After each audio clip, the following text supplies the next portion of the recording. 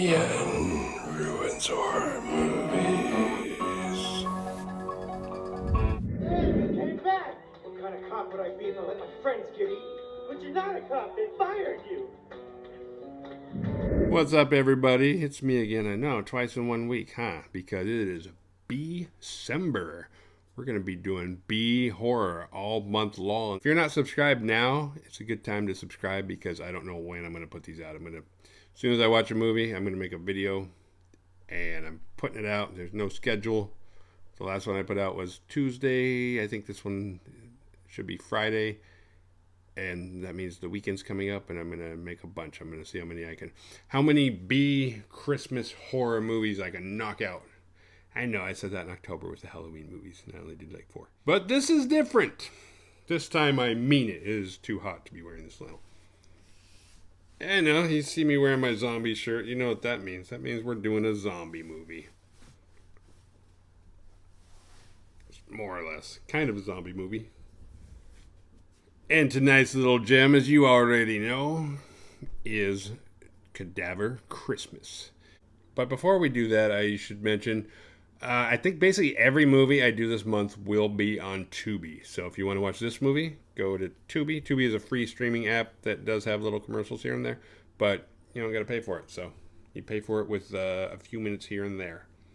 And if you want to get a jump start on the rest of the videos I'm going to be doing this month, go to Tubi, type in Christmas horror, and a lot of stuff's going to pop out. I don't have a list of movies I'm going to do yet. If you see something cool that's on Tubi that you would like me to do, put it in the notes or put it in the comments below. I'll do it. I need help finding stuff too. There's a lot of stuff on there, but there's a lot of crap. Like, I like B-horror as much as the next guy, but some of this stuff is like, I've dipped my toe in quite a bit of this water, and let me tell ya, without further ado, let's go ahead and start this film, this little B gem. It starts out, first of all, it's kind of it kind of has a grindhouse look, an intentional grindhouse feel to it, but it's almost like they had like this crappy grindhouse filter where they're like, oh, that looks like grindhouse. It is kind of a Planet Terror meets Shaun of the Dead, but not as good as either of those movies, because both of those movies, let's face it, they're pretty great. Planet Terror, I don't hear enough good stuff about that movie. I gotta do that movie one of these days, because it's one of my top 10 zombie film, easy. And then Shaun of the Dead. Shaun of the Dead's probably top 10 too. And it's a comedy. This is a kind of a comedy. It tries. It's funny. I think it's really easy if you're writing a zombie script, because I've tried to, and it's hard not to throw humor in, because it's so easy. Like, the humor just fits. There's something, like, as terrible as zombies are, it's really easy to just have setup and punchlines. So, like, it doesn't surprise me that there's so many. And some of the best Zombieland is awesome, and Shaun of the Dead are awesome. Those are two of the best zombie movies. They could both be top 10ers, and they're both comedies, but they're also funny. And the comedy is what makes them actually more realistic. So, I don't know. Because the comedy on this does not make it realistic at all. And it's stupid. Well, because it's not quotable, it's just the actors in here, the way they do stuff is what makes it funny. There's no, like, great line anybody does where it's like, that you would say and work into conversations. You know, if you're so inclined to quote movies like me. So we start out, it's closing time at a bar. I don't know if it's actually closing time, but Tom's the only person in there, and he's pretty drunk. So it's kind of like cut-off time. Eddie, the bartender, is basically cutting him off. And there's nobody there. So it's like, well, it's Christmas Eve. You're drunk. And you're the only one here. So you can have one more drink. And then I'm going to close shop up. And you can get the fuck out of here. Just then, the janitor runs in. And I'm going to call him the janitor the whole movie. Because even in, like, the credits, he doesn't have a name. He's just called the janitor. He's got blood just dripping down his face. And he asks if he can use their bathroom. And Eddie plays it smart because it's the end of the night. You know how it is. 1 minute you think you're going to close and go home. Next minute, shit happens. And it's like, I don't want to deal with this. So he's like, yeah, the bathroom's right over there around the corner. Picks up the phone. Yeah. He calls the police. He's like, hey, Sam. Sam's the sheriff. Something weird just happened, and I need you to get your ass down here. This guy covered in blood. Sam's like, all right, I'll be there. Well, stall him. I'll be there as soon as I can. So when janitor comes out of the bathroom, Eddie's like, well, you have to buy a drink now. He's like, what? I don't want a drink. He's like, use the bathroom. That's for customers, so you got to buy a drink. It's kind of gonna make this guy stay. So he orders, I forget what he orders. They make a big deal out of it, and Tom makes fun of him because it's not beer. It's not a manly enough drink, even though Tom's hammered. They kind of talk shit to each other. It's kind of funny. It's like, oh, what kind of loser drinks that? And janitor's like, what kind of loser's getting drunk at the bar by himself on Christmas Eve? But what's funny is, the janitor wants the bathroom, and he goes in, he uses it, he comes out, and he looks exactly the same. So you'd think, I don't know, maybe I'm picky, maybe I'm kind of a bitch, but like, I don't like stuff on me, especially on my face. So like, if I had a bunch of blood on my face, first thing I do, like if I have to piss really bad, when I ask for your bathroom, I might pee first. But then I'm wiping some of that blood off. I'm not just running around with blood that's like by the minute hardening, and every time I do something with my brow, I can feel the crustiness. No. Sheriff shows up, Sam, and he kind of assessing the situation, and janitor's like, you don't have to pry the janitor. He's like, oh, I'll tell you what's going on. There's cadavers at the college, and they're coming back to life, and we need to take care of it. I just came from there. Well, let's go over there and check it out. And they get in the car, and Sam has his perp is with him. It's like he was on his way to take this guy to jail and gets the call. So he brings the perp with him. The perp apparently is a goat fucker. And for some reason they're in Sam's personal vehicle. Like I forget what kind of car it is. It's like this piece of shit car. It's like, why are you guys... And that scene is kind of funny because they're like, well, because at first it's like the passenger seat is janitor and Sam's driving. It's like, oh, why are we taking your personal vehicle? Well, blah, blah, blah. And why is the bartender with us? And zooms in the back seat. You see Eddie just... It's like, well, why did we bring Tom the drunk with us? And Tom's like, hey. It's like, and you had a perp with you the whole time? And the perp's like, hey. So there's 5 of them. They're on their way to the university. And in the university, the perp sneaks off and he finds a cadaver, and somehow he like hallucinates that the cadaver has skin and is attractive, so he starts having sex with it. Meanwhile, the others are looking around. One of them walks in and they're like, what are you doing? Because like the cadaver came back to life. Because it's a zombie type thing. They're like, what the fuck are you doing? It's like, nothing. It's like, she's hot. It's like, you goat fucker. Apparently this guy just fucks everything. But then a bunch of them come in, and one of them bites Eddie, and they're like, oh, Eddie's bit. And the perp is like, no, now we got to kill him. They're like, what are you talking about? It's like, well, because he's got bit. He's going to turn into a zombie. It's like, they're not zombies, they're cadavers. Yeah, but they're back to life. They're zombies. It's like, they're cadavers. They're not zombies. It's not the same thing. But now there's proof. I mean, granted, there was proof because when they were leaving the parking lot, they saw some then. But they didn't want to listen to the janitor. But now the janitor's telling the story. The janitor kind of reminds me of a Squeak from Basketball. But he's telling the story. He's like, all right, the cadavers have come back to life. But before that, he starts telling the story of Professor Hildencrest. Because he thinks that Professor Hildencrest has a lot to do with this. If they go into his office, they can kind of get to the bottom of it. They don't know exactly how he's involved, but I don't know, they head up to the office. And on the way up, they run into the security girl. And she's kind of freaked out because she's seen some of these cadavers. She sees the sheriff, and she's like, oh. It's like she didn't really want to help them, but then she knows it's Sam the sheriff, and she's like, oh, Sure, like it'll help jumpstart her career. She's like, oh, I can help you. Yeah, never mind that stuff I said a minute ago about trying to stop you, because it's kind of her gig to not let you go. Just on campus after hours. But she's like, oh, I'll take you right up there. Professor's office, I think he's still there. Let's go. So she takes them up to the top floor, but the professor's not there. His office is empty. And Eddie's arm looks bad. It looks kind of like that. But they don't know. They don't know what a bite would do. So inside the professor's office, the professor's not there. But they snoop around and they find his journals. And it turns out the professor had a sick wife. She had brain cancer or something. So he ordered a bunch of cadavers that he could experiment on. He also has zombie parasite snails that he's planning to use.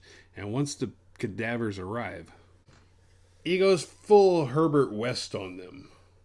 And slowly, the cadavers start to react. Like they start having blood. And cadavers don't have blood. But all of a sudden they start regenerating. So he feels like he's having some success. He's like, regeneration.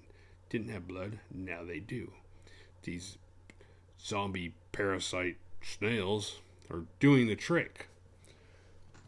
The problem is, the parasites can't tell the difference between like good tissue and bad tissue, so the parasite starts eating and taking over everything. Another problem is, Professor's in love and wants to keep his wife alive, so instead of being like, okay, time for plan B, C, D, E, F, G, he's going to keep doing, we've seen it, we've seen it a million times. Pet Cemetery. It's like, you can't bring the dead back. It either fails or it's a disaster. You can't do it. You can get the heart to beat again, but you can't get the same love out of that heart. Don't do it, Professor Hildencrest. As Loomis would say, no, no, no. So he didn't stop. Well, he didn't stop until he had to, because eventually the cadavers came up missing. And he didn't know where they were. They were gone. Because they came back to life. He succeeded in curing the cadavers, did not succeed in curing his wife. That's kind of a big fuck up. But they are interrupted by Eddie turns. The perp is right. The cadavers are zombies. It's just confusing because they were cadavers, and once you're a cadaver, you have no life in you, no hope of life. Everything's been sucked out of you. But Professor Hildencrest put the life back into them, sorta. And they are zombies. And one of them did bite Eddie. And now Eddie is turning, and he bites Sam's finger. And the security girl turns too. I forget what happened there. Then he wounds the perp so him and Tom and Sam can escape. But the university is magnetically sealed. Just like the trash compactor in Star Wars. They are stuck. It's a mag lock. I think it opens, I don't know. It's like it opens and then, I don't know. Basically everybody's trapped inside is what I get out of it. But Sam seems to think that they can escape. Janitor has a different idea in mind. He's kind of like, he pulls some janitor code out of his ass where he's like, I don't leave messes.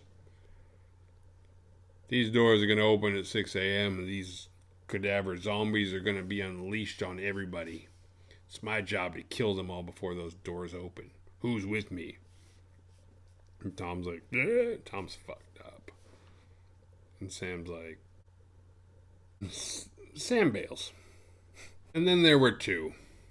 Janitor and Tom escape the immediate cadaver zombies and set up traps. And then they kind of hide out, and Tom talks and talks and talks until Janitor falls asleep. But then the cadavers show up, and boom, Janitor's awake, and it is kill time. And Eddie's with them. And Janitor cuts his head clean off. They kill a lot of the cadavers, but then all of a sudden this new influx of people that have been infected by the cadavers, regular college kids, start showing up. And it's like, oh shit, one of them, I think it was easier for Janitor to like kill cadavers that were already dead than it was to have like a kid who was, studying for a test the day before, and now he's trying to kill him. Janitor gets knocked out, but Sam comes back and he's got his gun. He's like, fuck it, I'm down. I'm gonna help you guys out. As Sam fends the zombies off, Tom grabs Janitor because Janitor's unconscious, and he drags Janitor and saves him, takes him into a mop closet, and then Sam gets overwhelmed very, very easily, and he's like, yeah, fuck this, and he just blows his brains out, which is probably a smart idea, but it's like, Jesus, why'd you even come back? You did barely any good. I think he might have made it so Tom could save Janitor. I don't know. But then they're in a mop closet together, and Tom starts having this heart-to-heart with him. He's just like, man. And Janitor's not even conscious, so it just gets weird, and it's long. It's like he just keeps talking. Like, what are you doing? And then eventually the Janitor comes to, and Tom's like, oh. I didn't really say that. It's like it's just been a long time since I had anybody to talk to. Like Tom has been in an isolated zombie apocalypse for his whole life, and now he finally an actual zombie apocalypse, as miniature as it is, it's a college campus. It makes it more real. I was like, wow, I have somebody I can talk to. Normally I have the bartender talking shit to me for being drunk, and I don't really know anybody else. But now I got this guy, and he's trying to save my life, and says, if I believe in his zombies, he'll be my friend. And if he passes out, I can talk to him. So Janitor wakes up, and he's coming to grips with the fact. He's like, okay, they're not cadavers. They're fucking zombies. Let's go save Christmas. Ba-bam. And just for a quick wrap up, yes, there's a slow, cheesy, slow-mo ending where they take the zombies out, and then they take them all outside. They burn them. They put them in a pile, douse them in gasoline, light it up, and it's all over. But wait! Another heart-to-heart. Good old Tom. This is the best Christmas he's had in a long time. Janitor's his new best friend. But there's a little rain on the parade because he has to show Janitor his forearm. I don't know why I'm doing that. You know what a forearm is. He's got a bite. He's like, been the best day of my life, but I got this bite, man. Now you gotta kill me. Janitor's like, oh, fuck. Not you, Tom. I gotta kill you. Yeah. Alright. I'll kill you. But then Janitor's like, I can't kill you. And he thinks about it. He's like, wait a minute. You should have turned by now. If you're infected, you would have turned a long time ago. Those other guys were turning like, a few minutes or so. You got bit a long time ago, based on the looks of, I don't know. Maybe you told him. I forget. And it turned out, I don't know how we know this, because it's not like Professor Hildencrest showed up and been like, hey, if you drink a lot of beer, you can't turn into a zombie. But they figure out all that fucking beer you've been drinking, getting wasted, has made you, it's fought off the fucking snail zombie shit. And you're fine. You're not going to turn. And they sit there. The sun rises. And then the cops come and arrest him and throw him in jail, and the credits roll. The end. What? I don't know. That was the weirdest ending and abrupt. But that's how it goes. I didn't write it. Fun movie. Definitely better than Elves. The Gilligan Award goes to Professor Hildencrest for experimenting on cadavers and not just being able to say goodbye. He had to prolong life and fuck everybody else as long as he could be happy. That guy's an asshole. The Badass Award goes to Janitor, because even though he was just a janitor, the guy had pride. No mess will not be cleaned, or whatever the hell he said. It's noble. I work with a lot of people that don't have a lot of work ethic. It's nice to see somebody who's in a low position who should be like, I don't care if that fucking toilet gets cleaned or not. Take shit seriously. When the fate of the world was on him, or, fate of the university was on him, he stepped up. He's like, I'm not leaving until every one of these bastards are dead. Need more people like that in this world. What did we learn? Survival tales. Don't do experimental testing on the dead, especially when your heart is broken. Come on, man. Don't stick around to fight a horde of zombies. Get the fuck out of there, man. And if you get bit, drink, motherfucker. Merry Christmas. I will see you guys next time.